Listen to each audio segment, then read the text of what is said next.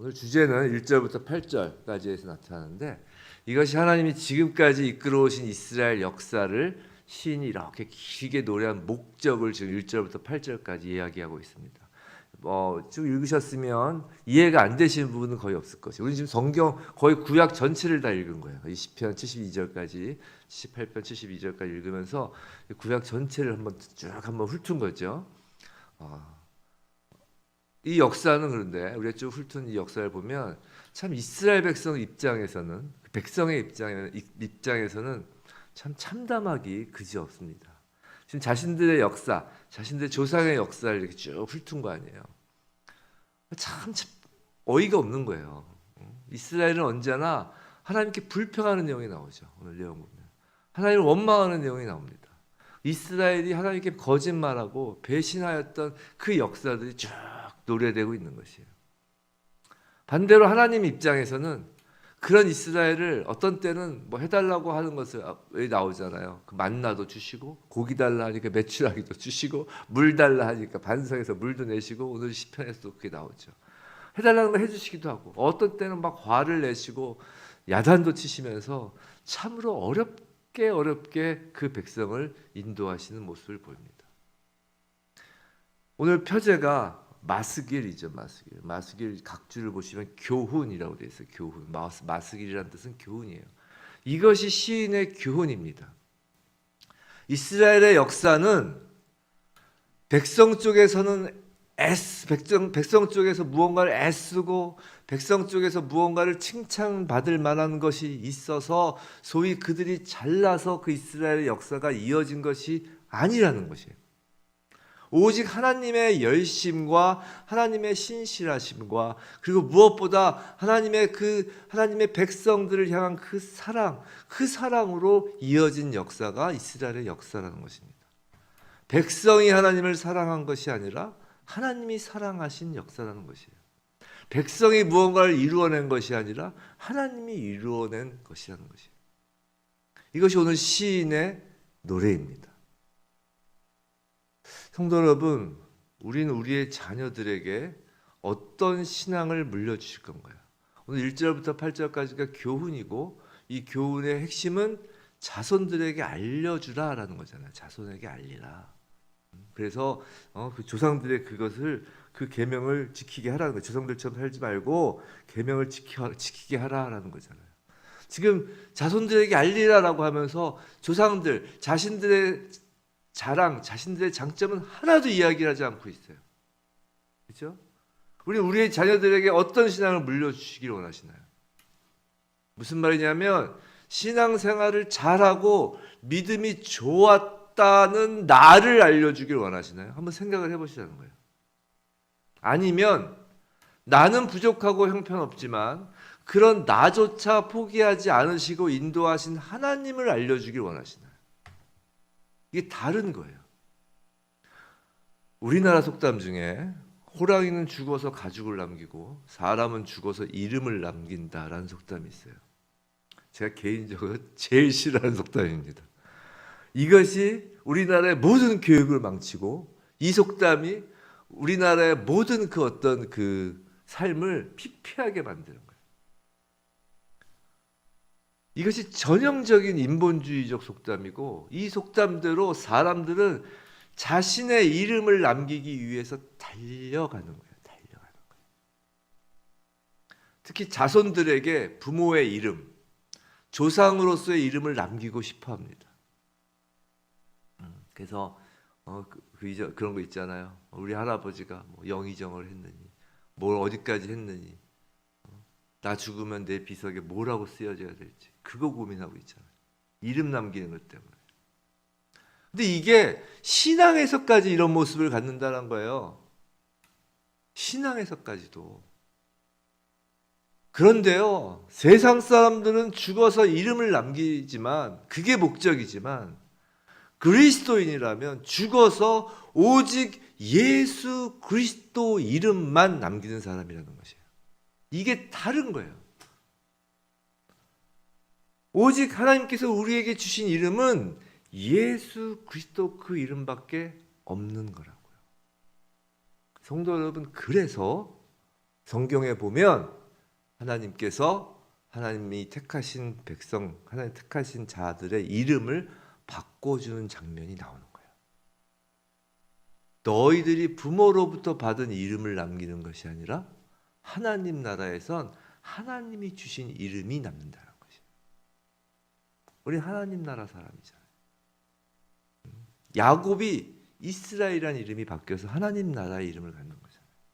베드로가 베드로, 시몬이 베드로로 바뀌잖아요. 바요나 시몬이 베드로로 바뀐다. 반석으로 바뀌잖아요. 그리고선 교회가 되는 것이. 우리는 모두 한 이름을 갖는 것입니다. 예수 그리스도의 이름을 갖는 거예요. 신앙 믿음 측면에서 너무 나의 잘남을 자손에게 알리려고 하지 마시기 바랍니다.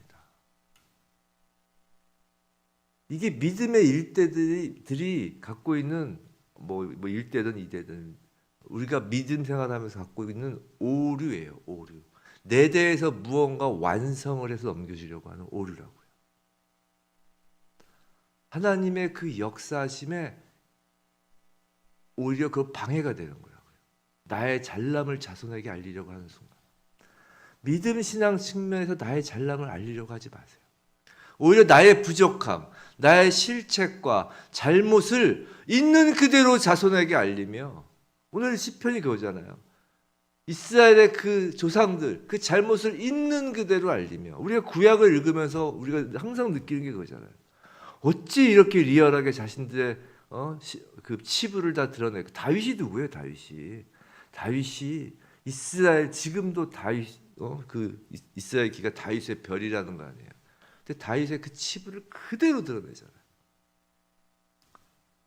나의 부족함, 나의 실책과 나의 잘못을 있는 그대로 자손에게 알리는 것입니다. 나의 자녀들에게 솔직하게 고백하는 것이에요. 그럼에도 불구하고 그런 나도 목숨 다하는 날까지 신앙을 잃지 않도록 하나님이 이끌어 오셨다라는 것을 자식들에게, 자손들에게 알리는 것입니다. 오늘 맨 마지막, 그게 이제 1절부터 8절까지 전체 주제고, 70절, 71절, 72절 이거를 다시 보겠습니다. 자, 이제 결론이에요. 이게 그의 종 다윗을 택하시되 양의 우리에서 취하시며, 이제 다윗을 택하신 그 사무엘서 그게 기억이 나시죠? 전양을 지키는 중에서 그를 이끌어내사 그의 백성인 야곱, 그의 소유인 이스라엘 기르게 하셨더니, 이제 다윗 왕국을 세우신 얘기를 지금 시인이 노래하는 것입니다. 이에 그가 그들을 자기 마음의 완전함으로 기르고 그의 손의 능숙함으로 그들을 지도하였도다. 자, 이게 왜 결론이냐면, 이렇게 할 때 지금 이 마지막에서 무엇을 보여주는 것이냐면, 다윗이 왜 왕으로 기름 부음을 받았을까요? 다윗에 대해서는 유명한 항상 수식어가 있죠. 하나님 마음에 합한 자라는 수식어가 있어요. 하나님 마음에 합한 자. 그런데 다윗은 하나님 마음에 과연 합했느냐라는 거예요. 우리아의 아내 그 밧세바를 범하고 우리아를 죽이고 그랬는데, 무엇이 그 하나님 마음에 합한다는 것이 무엇이냐는 거예요. 하나님 마음에 합했다고 하는 말이. 우리가 자손들에게 우리의 잘남을, 난 이렇게 아빠가 이렇게, 우리 엄마가 이렇게, 부모가 이렇게 신앙생활 잘했어, 이렇게 해서 세상 사람들로부터 존경을 받아. 결국 그거거든요. 근데 하나님 마음에 합한 자인 것으로, 즉 하나님을 전하는 우리가 되고, 우리 자녀들이 결론적으로 그런 다윗과 같이 하나님 마음에 합한 자가 되기를 원하는 거잖아요. 그럼 하나님 마음에 합한 자가 무엇인지 알아야죠. 그것이 오늘 결론이에요. 그래서 완전함, 이 단어가 바로 하나님 마음에 합한 자라는 것이요. 72절. 근데 하나님 마음에 합한 자, 완전함이란 뭐냐면 70절, 양의 우리에서 취하시며잖아요. 양의 우리에서. 무슨 말이냐면, 다윗이 양을 칠 때 하나님은 다윗이 하나님 마음에 합한 자임을 보았어요. 이게 뭐냐면, 다윗이 밤이든 낮이든 사람이 보든 안 보든 양 치는 일에 충실했다는 거예요.